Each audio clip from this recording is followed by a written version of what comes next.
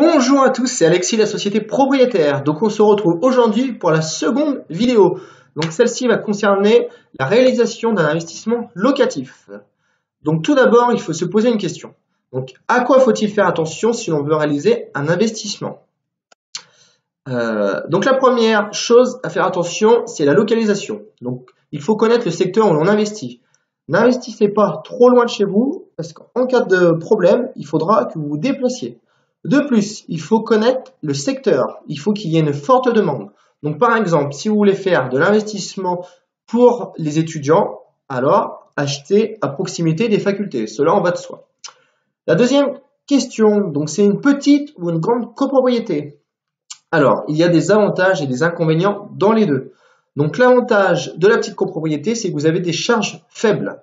Pourquoi? Parce que déjà, vous n'aurez pas forcément d'ascenseur, vous n'aurez pas forcément non plus de présence de gardien.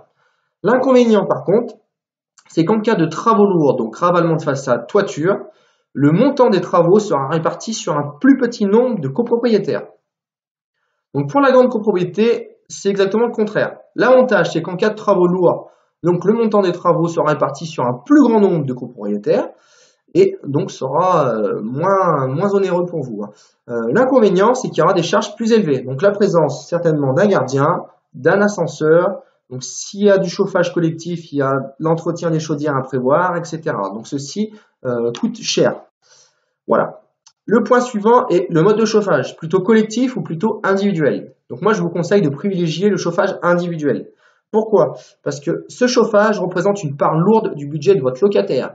Donc celui-ci sera sensible à avoir un chauffage individuel. Il pourra faire attention à sa consommation d'énergie, ce qui n'est pas forcément le cas dans une résidence avec du chauffage collectif.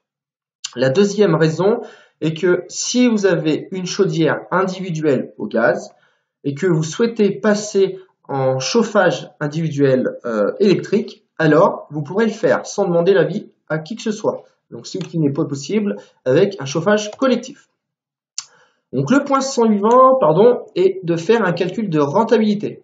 Donc pour ceci, vous prenez votre loyer hors charge que vous espérez, vous le multipliez par 12 ou par 10 si c'est de la location étudiante, parce que les étudiants restent au principe de septembre à juillet, donc moins de mois.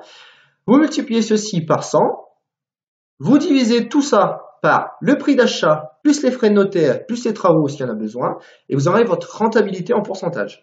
Donc il ne faut pas oublier de compter les charges de copropriété et la taxe foncière donc, qui sont dues par le propriétaire, donc par vous.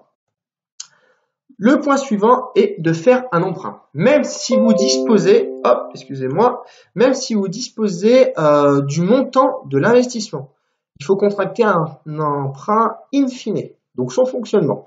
Vous remboursez les intérêts plus l'assurance pendant toute la durée de votre emprunt, donc pendant 15 ans si vous avez contracté sur 15 ans. Et au bout de la 15e année, vous remboursez votre capital. Donc deux avantages, vous conservez votre pouvoir d'achat et le second, c'est que vous avez fait une réduction d'impôts. Donc l'intérêt et les assurances sont déductibles des impôts. Voilà. Et enfin, le dernier point, pensez à la revente. Donc si vous voulez acheter aujourd'hui pour faire un investissement locatif, n'oubliez pas que si vous souhaitez revendre dans 10 ans, 15 ans ou 20 ans, demandez-vous si quelqu'un sera susceptible de racheter votre bien, s'il peut plaire à des investisseurs autres que vous. Voilà, donc si vous avez des questions, n'hésitez pas à nous écrire, donc soit sur la page Facebook propriétaire, soit sur notre site internet. Voilà, on se retrouve bientôt pour de